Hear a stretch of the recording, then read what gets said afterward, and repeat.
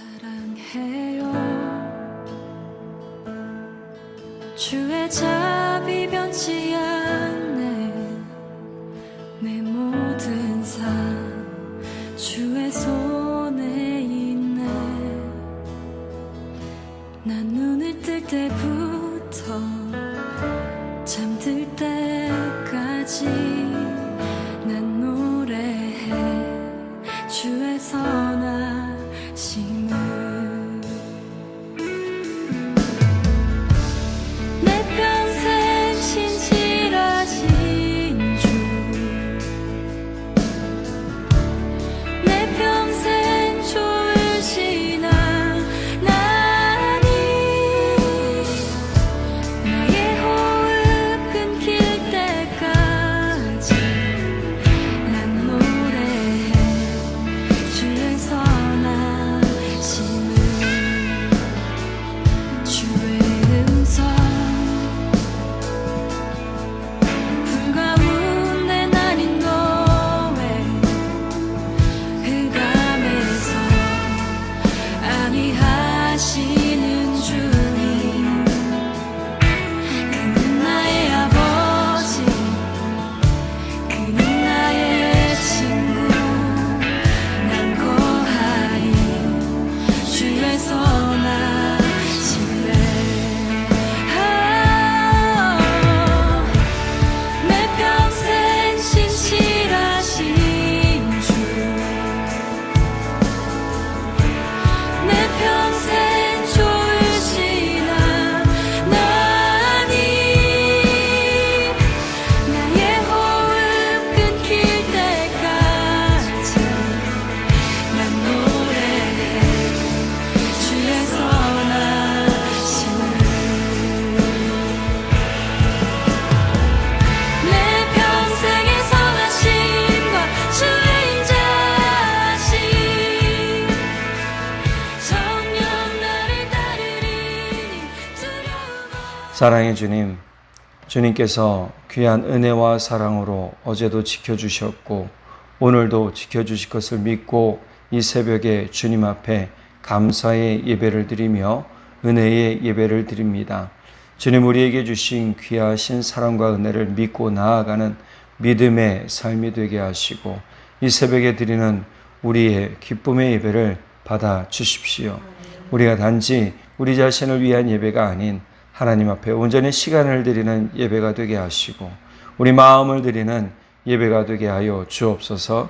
그리하여 영이신 하나님을 우리가 온전히 만나며 같이 기뻐하는 시간 되게 하여 주옵소서.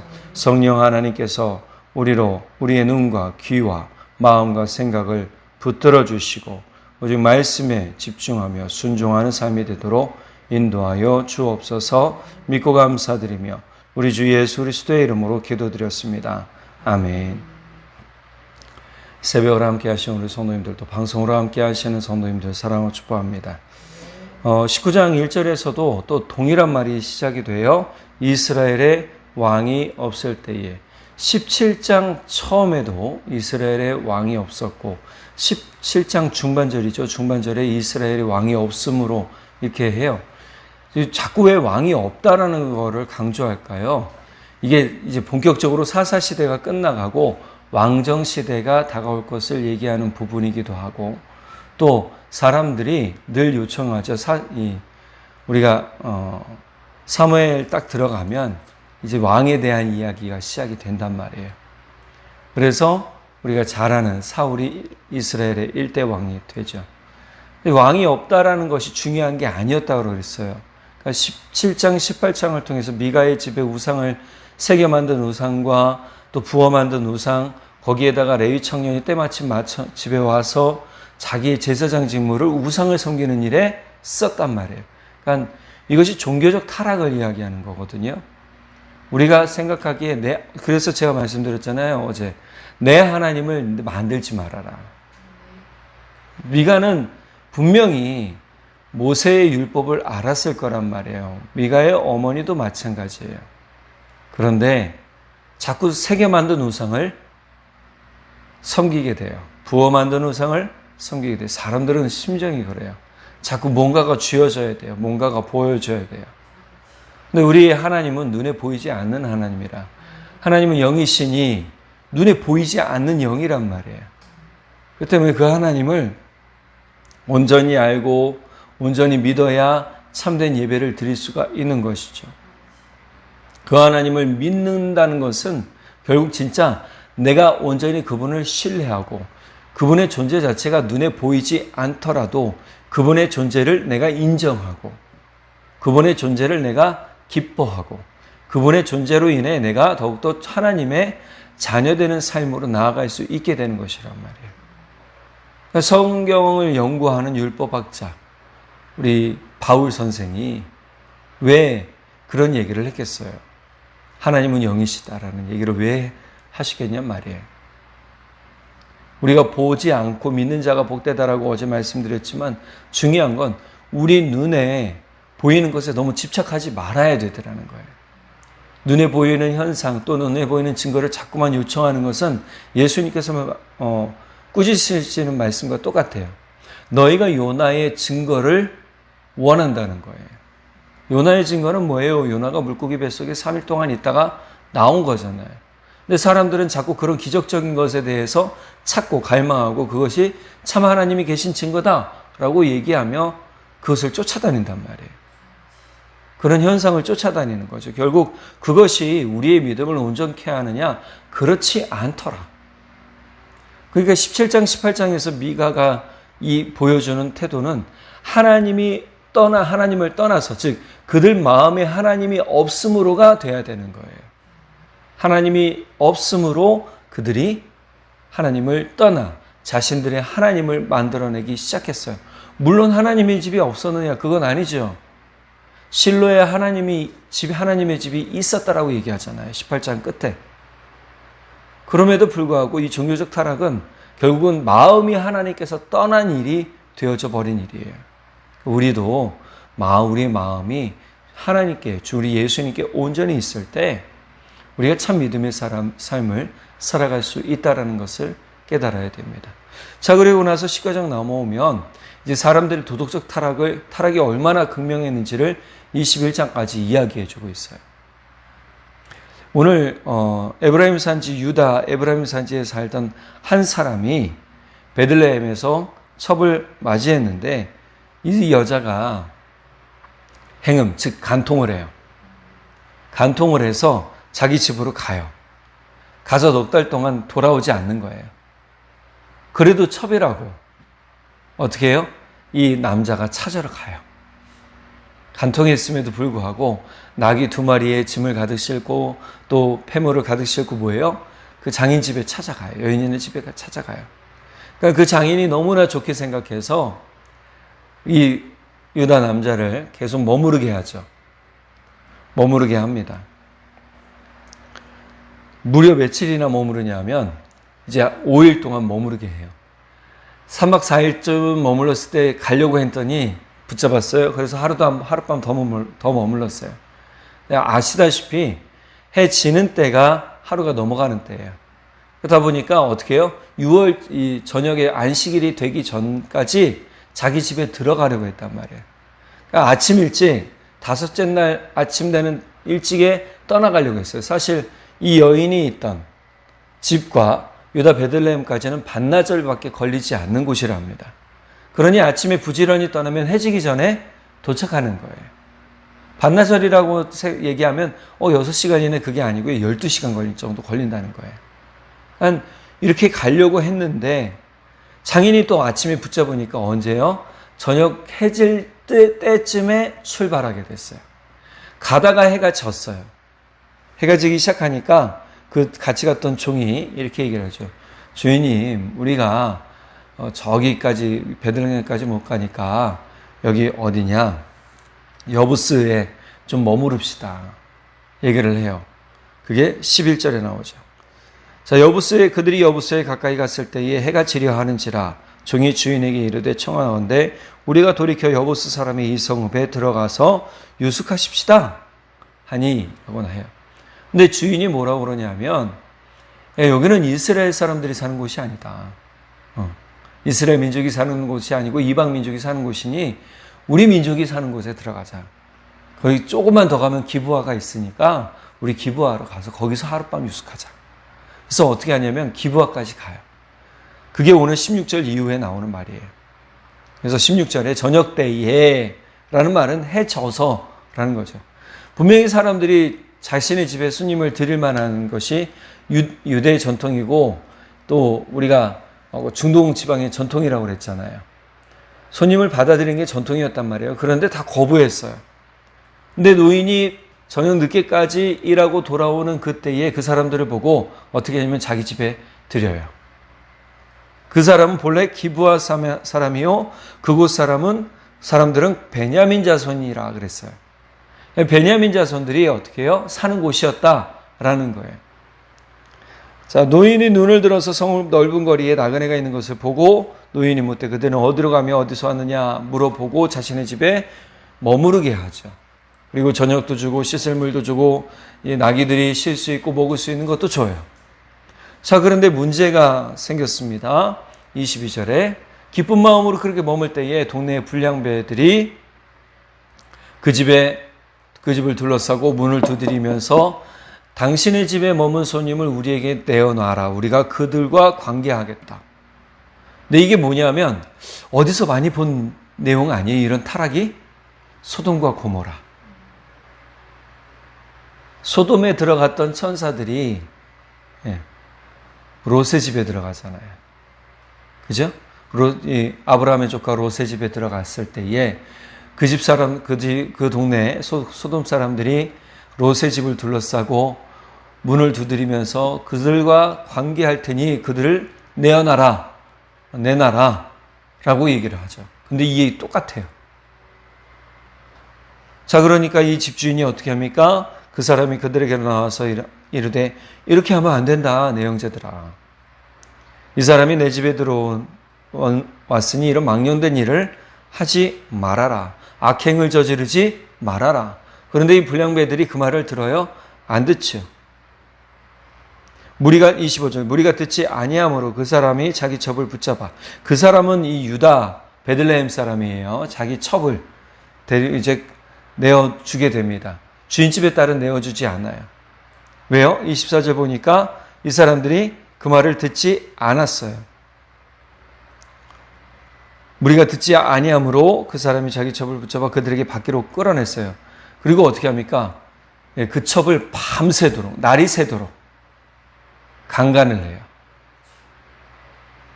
근데 이 첩이 어떻게 해요? 죽어요. 사람들이 생각하기에 도덕적 타락이 얼마나 무서운지를 잘 깨닫지 못해요. 그러니까 이스라엘 사람들이 종교적 타락뿐만이 아니라 도덕적 타락이 미가의 이야기를 통해서 또 기브와 베냐민 사람들의 이야기를 통해서 얼마나 극명했는지를 보여주는 거예요. 이게 어떤 일 때문에 그래요? 하나님을 떠났기 때문에 그래요. 하나님의 말씀이 그들 안에 머물러 있지 않기 때문에 그런 거예요.